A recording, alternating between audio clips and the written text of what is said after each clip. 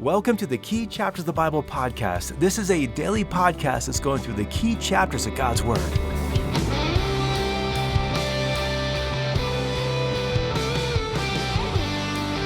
The end times continues to be one of the most exciting and confusing topics in the entire Bible. And today we're looking at one of these really highly controversial passages in Matthew 24, which speaks about the end times that precede Christ's return. I'm Russ Brewer, and you're listening to our daily podcast that is going through the key chapters of God's Word. Today we're turning to Matthew 24. Now, at this point, as we're in Matthew 24, it seems like we have just been blitzing through the life of Christ. But that's because we're mainly focusing on Jesus' teaching and how it fits into the overall message of Scripture. And here in our study in Matthew 24, we're now diving into a passage that's usually referred to as the Olivet Discourse. Now, the Olivet Discourse was when Jesus was teaching his disciples about the end times. This passage would have occurred probably on either Tuesday or Wednesday of the final week of Jesus' life, and in just a few days, Jesus is going to be arrested and tried and crucified. Now, earlier in this day, as in the day that these events were taking place, Jesus had given his final time of public teaching. They have now left Jerusalem. They've gone out of the city, out of the gates, up to the Mount of Olives, which is pretty much just across the way from the temple. Now, the Mount of Olives was a place in Zechariah 14:4 that had prophesied that this is where the Messiah would come when he would establish his kingdom. And so you can imagine the hope and the anticipation that the disciples must have felt as they were just sitting there with Jesus, looking over all of this and thinking, when is all this going to happen?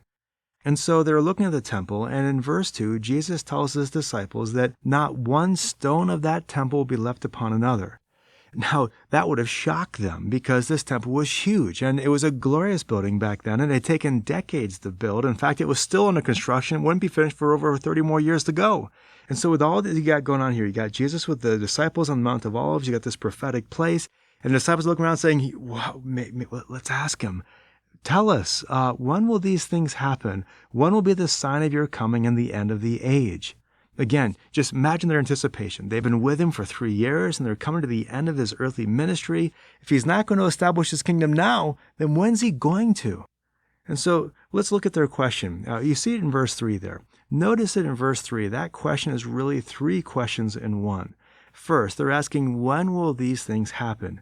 Second, they're asking, what will it look like when you return, Jesus? And third, they're asking, what will it look like when the end of the age comes? And so then the rest of this chapter is this Olivet Discourse where Jesus just explains how these events are going to unfold. But here's the thing.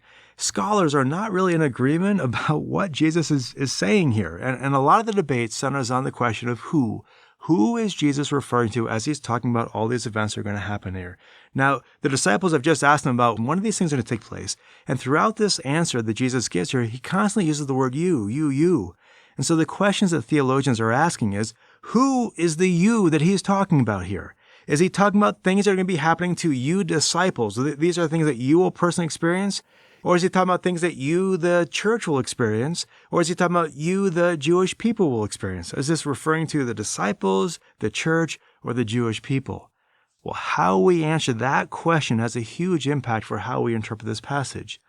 Now, personally, I think it's obvious he's not referring to the disciples because they don't experience these things. I think it is possible he's referring to you as in the disciples, as in the church at the end times. And yet there are many dispensational and pre-tribulational scholars who would look at this passage here and say, the church has already been raptured at this point, and so the you here is just referring to the Jewish people who come to Christ at the end times. These dispensational scholars point out things like in verse 20, Jesus tells them to pray that these days don't happen during the Sabbath, which wouldn't make sense if this was for Christians. Also, the whole focus of this passage on the Jewish people living in Judea. And also he's talking about the abomination of desolation in verse 15, which is prophesied several places in Daniel, specifically Daniel 12:11. And this whole passage ultimately is an answer to a Jewish question posed by Jewish disciples. And so, again, many would say the church has been raptured. This is just referring to the future Jewish people.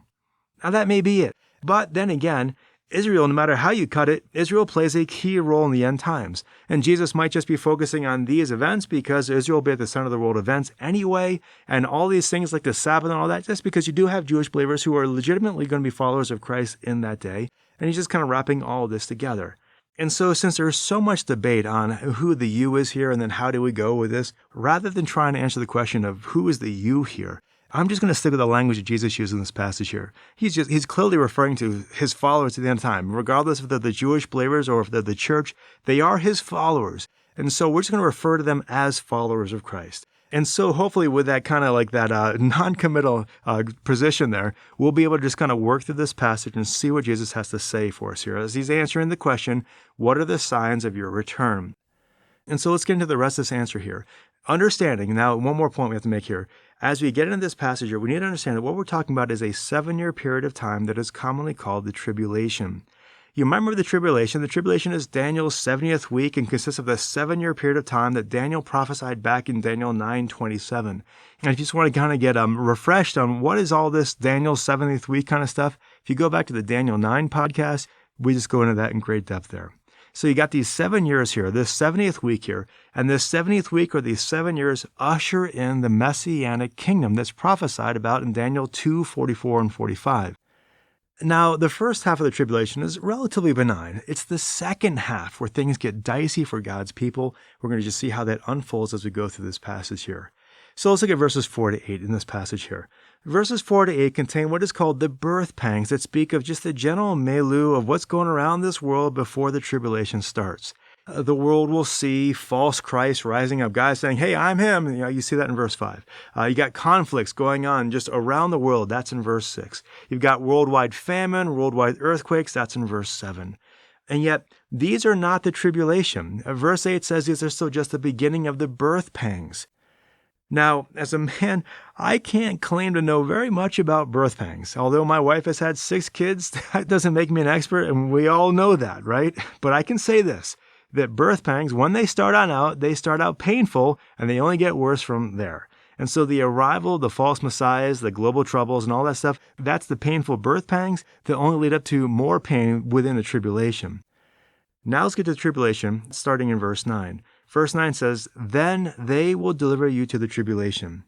Now again, we've said this already, the tribulation starts out relatively benign. We know from Daniel 9:27 that it will begin with a peace treaty between Israel and the Antichrist. The Antichrist will at this point be the leader of the future world power, and in order for him to have that role, he'll have been in all kinds of wars leading up to his ascension of power, and in squashing his enemies, apparently he makes a treaty with the people of God, and yet things are going to go bad real quick. And so in verses 9 to 14, it talks about how God's people will be hated, some will fall away, and love around the world will grow cold. And yet in verse 14, it lets us know in the end times, God's faithful people, these will be followers of Jesus, will faithfully proclaim the gospel despite the growing persecution they'll be facing. So that's the first half of the tribulation. Then things take a really bad turn in verse 15.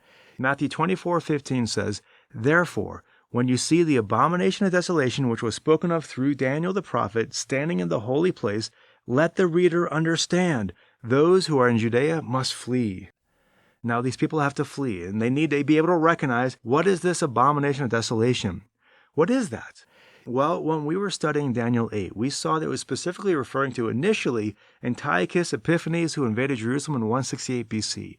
However, since that event has already occurred, it is clear that Jesus and Daniel saw a future abomination of desolation in the future temple. Now that, of course, means a couple things. One, it means the temple is going to be rebuilt sometime in the future. Now that's pretty amazing because right now it's got the Islamic Dome of the Rock there. That's been there for 1,300 years. It's not going anywhere anytime soon. But maybe the Dome of the Rock is going to be destroyed in all those battles that lead up to the Antichrist rise to power. And so the temple somehow is being rebuilt in the future. Sacrifices are being started up once again. But then halfway through the 7-year tribulation, we see this abomination of desolation standing in the holy place. Now that word standing there seems to say this is going to be an object that's there, maybe a person, something. It's not just an event. It's actually something that you can actually look at and behold, and is perhaps some kind of person or thing that the world is supposed to worship. And since we don't know what it is yet, you got that phrase here in verse 15 that says, let the reader understand. Now that's not a mistake there. That's speaking a warning to anyone who is reading these words in the end times that they need to be watchful for these things and just kind of watching what's going on, saying, that's the abomination of desolation. And when they see that, they're to flee. Now, Daniel 12:11 shows us that coinciding with these events will be an abolishment of the Jewish sacrifices. And so from this point on, we know from the book of Daniel, there'll be 1,290 days left to go, or roughly 3.5 more years of the tribulation. And these final 3.5 years here now commence what is called the Great Tribulation. That's when things will get real bad from here on out. And that's why in verses 16 to 20, Jesus warns his people to flee. If you live in that region, flee. Flee to the mountains. Don't even go back to your house to get your stuff. Just get going. Because, verse 21 says, for then there will be a great tribulation, such as not occurred since the beginning of the world until now, nor ever will. This will be the worst thing the world has ever seen. These are going to be horrible days. Zechariah 13 prophesies these in verses 8 and 9, saying that 2/3 of the people of God in that region will be killed. This will be so bad that the days will be cut short. And I take that to mean that these will be the end of the days. This is the end of the days for humanity. No more. That's it. I'm just going to return and just do away with all of you, rescue my people, and before they're all killed, Christ will return. Now that brings us then to Christ's return in verses 27 to 31. In verse 27, Christ will come back as lightning flashing from the east to the west. Just you will see it. Everyone will know he is returning. That's why you don't have to look for him in some private room someplace or some false teacher. If he's not coming in the sky, he ain't the Christ. And so then in verse 29, the sun's going to be darkened, the stars are going to fall. In verse 30, he's going to appear with power and glory. And in verse 31, he will gather his elect from around the world to be with him in his kingdom. And so who's being gathered here? Well, again, we're avoiding kicking over the beehive, whether or not this is the church in this passage here. But no matter what perspective you have, Jesus will send his angels to gather any believers who are still alive on this earth, and they will escape the cataclysmic judgment that's going to fall upon this earth. And so all of that is just answering the question of what will be the signs of your return. But we still have to answer the question of when. When will these things happen? Well, the answer of when is given in verse 36, and the answer is we don't really know. Verse 34 tells us that this generation will not pass away, and I just take it being that the generation of believers at the end times, once these things have kicked off, that generation will exist, they'll survive, they won't be decimated, and they'll be there till the end times. But verse 36 then says, of that day and an hour, no one knows, not even the angels of heaven, nor the Son, but the Father alone. In other words, the Lord is not going to tell us when these events occur. And instead, the Lord is just calling us in verse 44 to be ready. That's these final parables here. The Lord will return at an hour we do not expect, so just be ready. He says in verse 46, blessed is that slave whom his master finds so doing when he comes. And with this whole theme here, he also warns us in verse 39 not to be like the wicked slave who is just beginning to eat and drink with drunkards. And who is that? Well, that's just a person who has given up. They've given up waiting for the return of the Lord. They've given up living as kingdom citizens, wholly pursuing holiness and righteousness and distinction from this world. They've given all that up, and they've just become committed to things of this world. And I'm just going to do what the world's doing after all. And just, why bother waiting? And Jesus is saying, don't be that guy. Be ready for my return. So, that's a lot to cover in this short podcast here, but hopefully it brings some clarity to this really challenging passage. But what are we to do with all of this? Well, when we look at what Jesus has said here, Jesus is giving us the signs of a society that is heading towards self-destruction. They're doing things like persecuting those who are pursuing righteousness. They're abandoning things of God. False teachers are proclaiming all kinds of false teaching. And there's just a hardening of hearts to God and even to one another. We're already seeing a lot of this in our own world today, but ultimately these are all still just the birth pangs. Now, they will lead to global confrontation. They'll lead to a peace treaty with Israel. They'll lead to the rise of the Antichrist. They'll lead to a desolation of God's people. And they will ultimately to the final return of Christ. But we don't know when that's going to happen. But we do know here that God's people, they're faithful to the end.